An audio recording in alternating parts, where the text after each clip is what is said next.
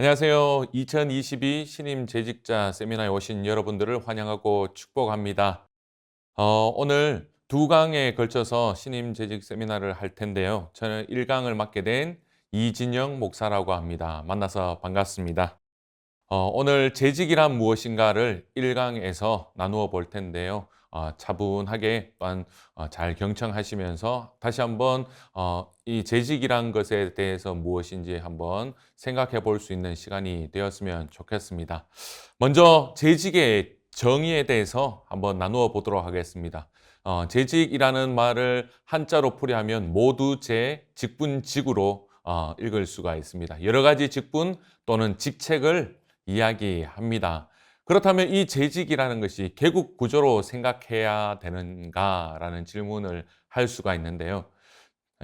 직분은 역할이지 계급이 아니라는 것을 우리는 기억해야 합니다.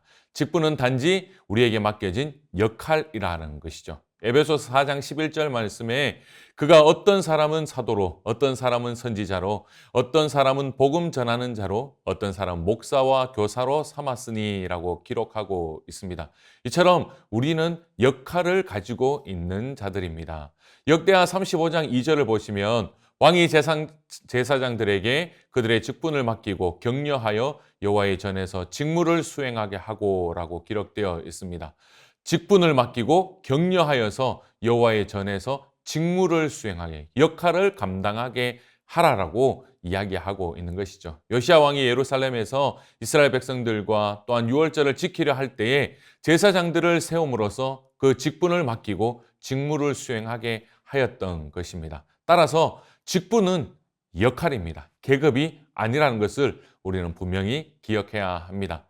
또 재직에 대한 용어를 정의해 보면 교회에서의 직분에 대하여 또한 장로교에서는 이렇게 교회 용어 사전에 기록되어 있는데요. 여러 직책, 여러 직원, 목사, 장로, 권사, 집사, 그 안에 안수 집사가 속해져 있습니다. 등 교회의 항존직과 임시 직원, 서리 집사 전체를 통틀어 일컫는 말이라고 정의되어 있습니다. 여기서 보시면 항존직이 뭐냐? 이 부분에 대해서 항상 존재하는 직분을 이야기합니다. 그리고 임시직이라는 말도 있습니다. 1년마다 재신임을 하는 직분을 이야기해요. 그렇다면 성경에서는 재직을 어떻게 이야기할까? 성경에서 말하는 재직은 일꾼, 디아코노스, 헬라어로 디아코노스라는 이야기입니다. 집사, 사역자로 번역하게 되죠. 하나님은 직분과 함께 직무를 잘 감당할 수 있는 은사를 주시어요. 그리고 은사에 따라 직분을 주시기도 하지만 동시에 직분을 주시면서 우리에게 은사를 주시기도 합니다. 성경은 다양한 직분과 은사를 가진 성도님들, 즉 교회를 그리스도의 몸이요, 몸으로 비유하고 가르쳐 줍니다. 즉 역할과 기능의 차이가 있을 뿐 서로 평등하고 그리고 서로 상호 의존을 하여서 섬길 수 있도록 그리고 겸손하게 섬길 수 있도록 하는 것이 교회의 직분입니다. 또한 조직상으로는 어떻습니까? 우리 더산의 교회가 속해 있는 대한예수교 장로회 합동총회 헌법에는 이렇게 기록되어 있습니다. 지교회 당회원과 안수 집사와 권사를 합하여 재직회를 조직한다라고 기록합니다. 그리고 당회는 각각 그 형편에 의해서 서리 집사와 재직 회원 권리를 줄 수 있다라고 기록하고 있습니다. 여기서 먼저 안수 집사, 서리 집사에 대해서 살펴보겠습니다. 집사라는 말은 한자를 보시면 잡을 집, 일사로 일을 잡아서 하는 사람을 뜻합니다. 즉 주님의 일을 잡아서 감당하는 역할이 바로 집사의 역할입니다. 앞에서도 언급드렸지만 초대교회에서 어떻습니까? 섬기는 자, 봉사하는 자라는 의미의 헬라어 디아코노스에서 유래했다는 것을 앞에서 말씀드렸죠. 여기서 잠깐 살펴볼 내용은 무엇이냐? 서리 집사와 그렇다면 안수 집사의 차이를 살펴보아야 할 것인데요. 서리 집사의 설이라는 말이 직무를 대신하는 사람을 뜻하는 것입니다. 그래서 서리 집사는 안수 집사가 없거나 부족할 때 임시로 혹은 대리로 그 역할을 감당하는 사람을 의미합니다. 우리 선교 초기 시절에 안수 집사를 아직 세울 수 없었을 그때에 서리 집사를 두면서 또한 교회의 직분으로 삼게 되었는데요. 임시로 맡는 의미이기 때문에 원칙적으로는 1년마다 매년 임명을 새롭게 받아야 합니다. 하지만 우리 더산의 교회는 신앙적인 그리고 행정적인 이유로 서리집사 임명을 한 번으로 하고 있습니다. 그래서 매년마다 직분자 동의서를 내실 필요가 없다라는 것을 분명히 기억하셔야 합니다. 그러므로 사도행전에서 등장하는 집사 직분은 곧 안수 집사를 뜻한다라는 것을 다시 한번 기억해야 합니다. 그 다음으로 우리는 권사 직분에 대해서 살펴보겠습니다. 직분의 이름, 권사가 가진 의미는 권면하고 위로하는 자를 의미합니다. 다시 한번 말씀드리면 권면하고 위로하는 자를 이야기합니다. 성경에 직접적으로 언급된 직분은 아니에요. 어디에든 찾아볼 수가 없습니다. 성경 어디에서도. 하지만 미국 선교사들을 통하여서 장로교회가 한국에 들어올 때에 한국 교회에 정착된 직분이 바로 권사의 직분입니다. 이 권사는 감리교회의 존 웨슬리에 의해서 창안된 직분입니다. 그래서 미국 장로교회가 받아들여서 운영하였고요. 그리고 여자 교인들을 위한 직분으로 국한시켰습니다. 즉 권사직은 교회의 필요에 의해서 세워진 직분이라는 것. 그리고 안수는 받지 않지만 성도들의 어머니로서 섬기는 직분이 바로 권사의 직분이라는 것을 우리는 이해해야 합니다. 그리고 권사의 직무는 당회의 지도 아래에서 병 환자나 환난 당하는 자를 방문하는 직분입니다. 그리고 특히 믿음이 연약한 교인들을 돌보아 권면하는 것이죠. 그래서 우리 교회들을 보면 권사님들이 함께 가서 병원 신방이나 또한 힘든 자들을 방문하고 또한 연약한 교인들을 돌봐주고 함께 신방하는 그 역할들을 권사님들이 함께 목사님들과 목회자들과 함께 가서 하고 있는데요. 그러한 의미에서 권사의 직분을 주는 것입니다. 그래서 우리가 집사의 직분과 권사의 직분을 잘 이해하고 그 직분에 맞는 사역들을 감당해 나가야 할 것입니다. 그렇다면 우리가 재직으로서 첫 부르심을 어떻게 가져야 하는가를 살펴보도록 하겠습니다. 하나님과의 더욱 친밀한 관계를 맺는 것입니다. 우리가 교환을 드렸는데 빈칸에 이 구절들을 잘 받아서 적으시면 좋겠습니다. 하나님과의 더욱 친밀한 관계를 맺는 것입니다. 요한복음 15장 5절 말씀에 나는 포도나무요 너희는 가지라. 그가 내 안에 내가 그 안에 가면 사람이 열매를 많이 맺나니 나를 떠나서는 너희가 아무것도 할 수 없음이라 말씀합니다. 그리고 히브리서 4장 16절에 그러므로 우리는 긍휼하심을 받고 때를 따라 돕는 은혜를 얻기 위하여 은혜의 보좌 앞에 담대히 나아갈 것이니라 말씀하고 있습니다. 하나님과의 친밀한 관계를 맺고 유지될 때 하나님의 능력으로 살아갈 수 있습니다. 하나님께서 주시는 그러한 능력과 성령의 충만함으로 우리가 우리의 삶 가운데, 우리의 사역 가운데 능력을 발휘할 수 있다는 것입니다. 또한 그 능력으로 말미암아서 하나님을 보여주는 섬김으로 이어질 수 있다는 것이죠. 그것이 우리의 첫 발걸음이고 첫 부르심입니다. 그래서 베드로전서 4장 10절에서 11절 말씀을 보시면 각각 은사를 받은 대로 하나님의 여러 가지 은혜를 맡은 선한 청지기 같이 서로 봉사하라. 만일 누가 말하려면 하나님의 말씀을 하는 것 같이 하고 누가 봉사하려면 하나님이 공급하시는 힘으로 하는 것 같이 하라. 이는 범사의 예수 그리스도로 말미암아 하나님이 영광을 받으시게 하려 함이니 그에게 영광과 권능이 세세에 무궁하도록 있느니라. 아멘. 하나님과의 친밀한 관계를 위해서 어떻게 해야 합니까? 영과 진리로 드리는 공적 예배에 잘 참여하는 것입니다. 이제 재직으로 부름받으셨으면 공예배에 적극적으로 참여하셔야 합니다. 요한복음 4장 24절의 말씀 보시면 하나님은 영이시니 예배하는 자가 영과 진리로 예배할지니라고 말씀하고 있습니다. 우리의 몸과 마음을 다하여서 영과 진리로 하나님 아버지 앞에 예배드리는 그 첫 걸음이 하나님과 친밀한 관계를 맺는 그 길임을 잊지 않고 우리가 매일 새벽 예배 드리는 것과 수요일 한마음 기도회, 주일 예배, 다락방 예배 가운데 잘 참여하는 것이 또한 하나님과 친밀한 관계를 맺는 방법임을 잊지 않고 우리 재직된 모든 여러분들이 잘 참여할 수 있기를 축복합니다. 두 번째는 골방에서 드리는 개인의 예배를 통해 친밀한 관계를 이어갈 수 있습니다. 첫 번째는 무엇일까요? 묵상의 삶을 살아야 합니다. 매일매일 드려지는 그 새벽 예배 때 또한 큐티의 말씀을 통하여서 묵상하고 성경 통독을 통하여서 하나님의 음성을 듣는 그 묵상의 삶을 매일매일 이어가야 하는 것입니다. 또한 기도의 삶은 어떻습니까? 매일 여러분들은 시간을 정하여서 기도를 하고 계십니까? 하나님 아버지 앞에 오늘 하루 아침에 일어나서 그리고 점심에 그리고 저녁에 자기 전에 하나님 아버지 앞에 예배를 드리고 기도의 시간을 가지고 있습니까?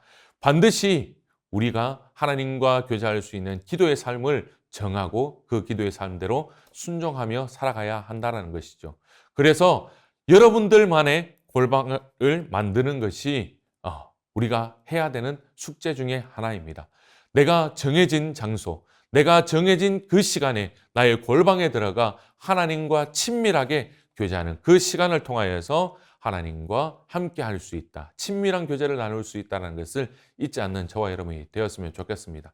그래서 그 능력으로 하나님이 부어주시는 은혜와 그 사랑으로 훈련의 자리에 사모할 수 있는 여러분이 되었으면 좋겠습니다. 우리 교회에 많은 훈련들이 있지 않습니까? 성장반 1:1 훈련, 그리고 수료를 하면 제자 훈련으로 이어가고 제자 훈련으로 해서 또한 사역 훈련으로 이어집니다. 또한 이뿐입니까? 전도 폭발, 그리고 더 사랑 아카데미, 중보기도학교와 마더와이즈 등 훈련 과정들을 이해하고 또한 내가 필요한 훈련들이 무엇인가 그 훈련의 자리를 사모하는 마음을 가져야지 더 큰 하나님의 은혜와 그 사랑을 누릴 수 있다라는 것입니다. 이렇게 해서 또한 자신의 신앙적 배경을 내려놓고 더욱 더 사랑의 교회의 목회 철학과 그리고 비전 그리고 영적인 스피릿에 함께 동참하는 방법이 바로 훈련의 자리에 나아가는 것임을 우리는 이해할 수 있을 것입니다. 아무것도 안 하고 나는 이전 교회에서 다 했는데 여기 와서 받을 필요 있겠나 이렇게 생각하시는 분 분명히 계시리라 생각합니다. 하지만 나 자신을 위하여서 그리고 더 사랑의 교회 성도의 일원으로서 재직의 일원으로서 내가 무슨 훈련을 받아야지 영적으로 성장할 것인가 고민하며 정말 내가 필요한 그 훈련의 자리에 나아갈 수 있는 여러분이 되셨으면 좋겠습니다. 네 번째로 그 사랑으로 하나님을 더욱 의지할 수 있기를 바랍니다. 여기서 하나님을 의지한다는 말은 하나님을 중심으로 모신다라는 거죠. 내 인생에 내가 주인이 아니라 하나님이 주인으로 사는 삶으로 하나님을 중심에 모신다라는 뜻입니다. 그리고 나의 중심에 하나님을 모신다라는 말은 무엇이냐? 우리의 모든 것이 하나님의 것임을 인정하는 삶, 그리고 하나님의 나라를 위하여서 나의 모든 것을 내어 드린다라는 의미입니다. 그 대표적인 것이 바로 헌금 생활이죠. 헌금의 표준에 대한 말씀들이 여러 구절들이 있는데요. 신명기 14장 29절에 너희 중에 분깃이나 기업이 없는 레위인이나 내 성중에 거류하는 객이나 및 고아와 과부들이 와서 먹고 배부르게 하라. 그리하면 내 하나님 여호와께서 내 손으로 하는 범사에 내게 복을 주시리라 말씀합니다. 헌금이 어디에 쓰입니까? 분깃이나 기업이 없는 레위인과 성중에 거류하는 객과 고아와 과부들, 이웃을 위한 헌신하라는 것이죠. 거기에 사용되어지는 것이 바로 헌금이라는 것입니다. 그 헌금을 하나님 아버지 앞에 드리면 하나님께서 내 손으로 하는 모든 것을 복으로 갚아 주시겠다고 약속합니다. 또한 말라기 3장 8절에는 무엇이라고 말씀합니까?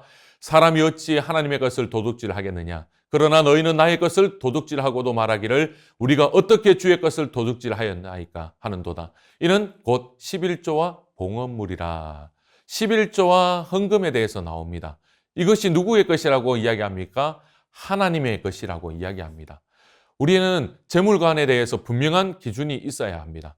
우리에게 주신 재물은 바로 하나님의 것임을 잊지 않아야 합니다. 그래서 우리가 드려지는 월급이나 모든 그 소득에 대해서 11조를 분명히 드리고 또한 하나님 아버지 앞에 올려드리는 그 봉헌의 물질들을 아낌없이 하나님의 것임을 인정하며 기쁨으로 내어드리는 것이 바로 헌금 생활이라는 것을 우리는 잘 알고 있습니다. 또한 고린도전서 9장 13절 14절의 말씀을 보시면 성전의 일을 하는 이들은 성전에서 나는 것을 먹으며 제단에서 섬기는 이들은 제단과 함께 나누는 것을 너희가 알지 못하느냐.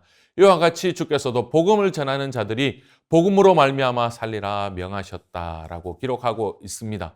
헌금이 누구에게 사용되어집니까? 성전의 일을 하는 자들, 제단에서 섬기는 이들, 그리고 복음을 전하는 자들을 위하여서 쓰여진다는 것을 기억해야 합니다. 그렇다면 헌금 관리는 어떻게 해야 하는가 또한 살펴봐야 되겠죠. 요한복음 12장 5절에서 6절 말씀에 이 향유를 어찌하여 300데나리온에 팔아 가난한 자들에게 주지 아니하였느냐 하니 이렇게 말함은 가난한 자들 생각함이 아니요 그는 도둑이라 돈꾀를 맞고 거기 넣는 것을 훔쳐가미르라 말씀하고 있습니다. 헌금 관리는 어떻게 해야 되느냐? 하나님의 뜻대로 사용하여야 한다라는 것입니다.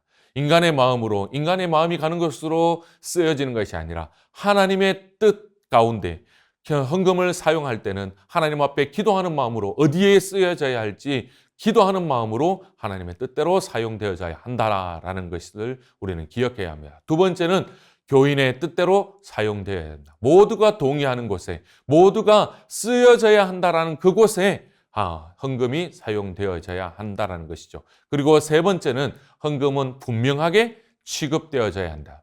투명하게 사용되어져야 한다는 것을 우리는 기억해야 합니다. 그렇다면 헌금은 무엇이냐? 나의 마음을 나타내는 것임을 잊지 않아야 됩니다. 마태복음 6장 20절 21절의 말씀을 보시면 오직 너희를 위하여 보물을 하늘에 쌓아두라. 거기는 좀이나 동록이 해하지 못하며 도둑이 구멍을 뚫지도 못하고 도둑질도 못하느니라. 내 보물 있는 그곳에는 내 마음도 있느니라. 내 보물이 있는 그곳에는 내 마음도 있다라고 말씀하고 있습니다. 헌금은 바로 나의 마음을 나타낸다라는 것이죠. 얼마만큼 하나님 앞에 기쁨으로 드리냐, 감사하며 드리냐, 헌금의 많고 적음이 아니라 내 마음을 얼마나 기쁘게 드리느냐, 자발적으로 내어 드리냐가 중요하다는 것을 우리는 기억해야 합니다. 그리고 11조는 내가 하나님을 진실로 경외하는 것임을 증명하는 것이다 라는 것을 잊지 않아야 합니다. 잠언 3장 9절에서 10절 말씀, 내 재물과 내 소산물의 처음 익은 열매로 여호와를 공경하라. 그리하면 내 창고가 가득히 차고 내 포도즙 틀에 새 포도즙이 넘치리라 말씀하고 있습니다. 처음의 것, 내 소산의 처음 익은 열매로, 처음 익은 열매라는 것은 가장 좋은 것을 의미합니다. 가장 좋은 것을 누구에게 드리느냐? 하나님 앞에 드린다라는 것.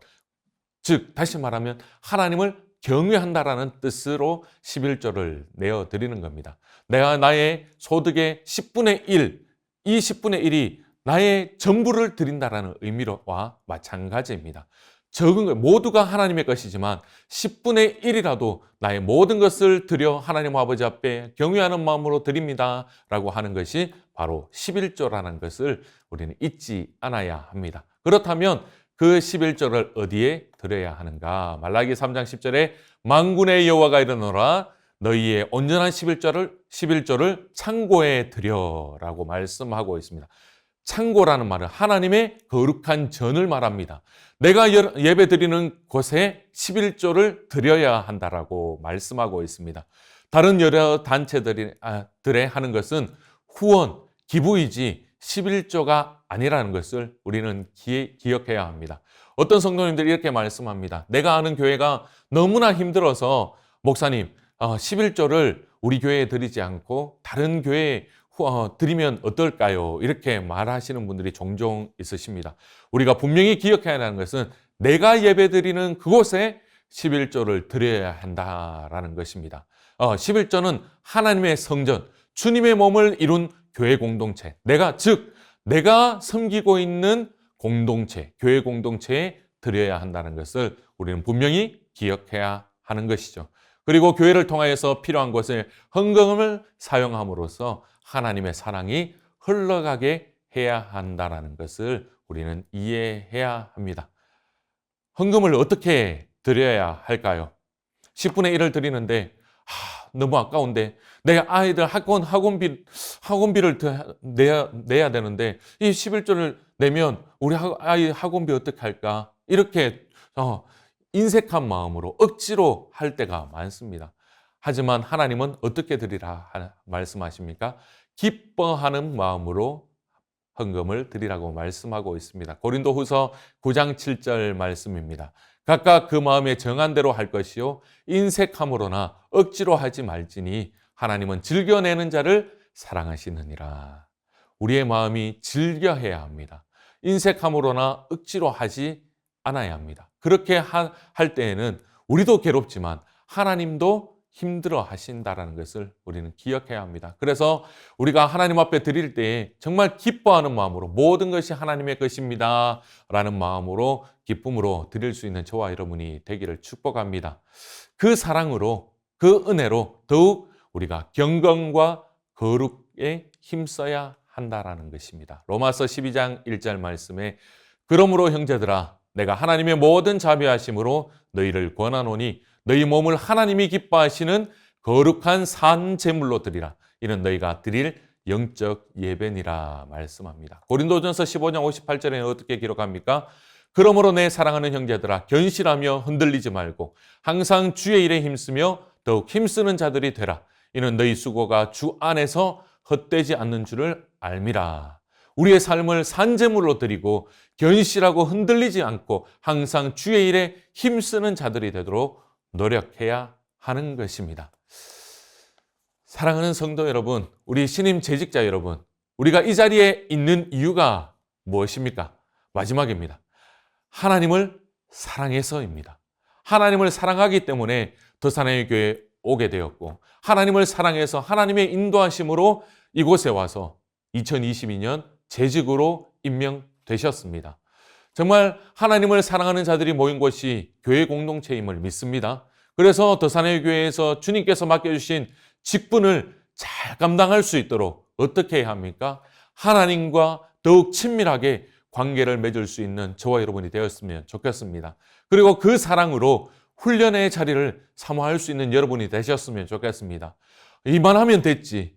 이때까지 받았던 훈련들이 얼마나 많은데 그것으로 끝나는 것이 아니라 여러분들이 이 더사나이 교회에 오셔서 정말 내가 받아야 될 훈련이 무엇인가, 우리 교회 철학이 무엇인가, 정말 제자 훈련을 통하여서 나를 어떻게 사용하실까, 1:1 훈련을 통하여서 전도 폭발의 훈련을 통하여서 나에게 주신 은사를 잘 발휘하여서 더사나이 교회를 든든하게 세워가고 그 기둥의 한 일원으로서 잘 세워져 갈 수 있는 여러분들이 되셨으면 좋겠습니다. 그리고 그 훈련을 통하여서 내가 많은 사랑을 하나님 아버지 앞에 받고 있구나, 많은 은혜들을 받고 있구나, 이러한 마음으로 하나님을 더욱더 의지하고 모든 것을 내어드릴 수 있는 헌신의 삶을 살아드릴 수 있는 우리 재직 여러분들이 될 수 있기를 축복합니다.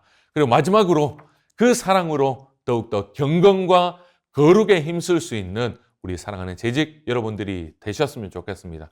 그래서 예수님께서 잘하였도다, 착하고 충성된 종아라고 칭찬받는 우리 모든 재직들이 될 수 있기를 주님의 이름으로 축복합니다.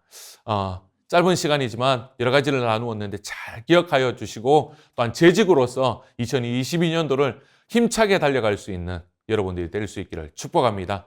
경청해 주셔서 감사합니다.